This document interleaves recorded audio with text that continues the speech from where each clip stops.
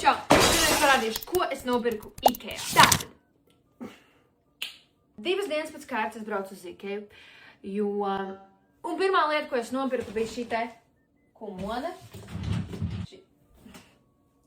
Šī te komode, kuru es pati, kā strong independent woman, arī saliku kopā. Pirmā lieta, es nopirku gultu Mapinam.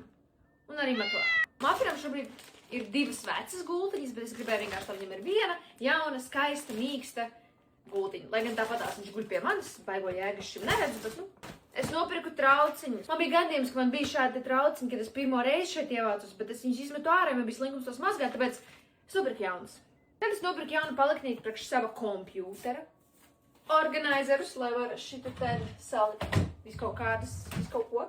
Tad šāds te komplektiņš, šo te kafijai, šo te stēvijai. Jā, tādu organizēta es esmu. Nopirku bļodu salātiem, jo man patīk taisīt salātus, un man ir tikai viena bļoda, un es domāju, kas tā pa lietu. Varu sev atļauties, nopirku otru bļodu.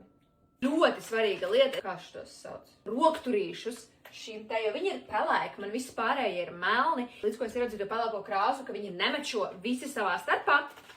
Zikā, es braucu uz Ikea labi reizi gadā. Nē, īstenībā braucu biežāk. Nauda man ir reizi gadā, kur es varu tērēt Ikea. Tāpēc iepirkos uz ilgāku laiku, jo man patīk parasti kaut kādu vistu sasaldēt, kaut ko ielikt maisiņā, lai pēc tam var paņemt līdzēs kaut ko. Kā tā. Un kā es varēju aizmirst? Es nopirku puķi, dekoru. Nē, šur, pasties. Nāc, kā priekšā. Tev patīk?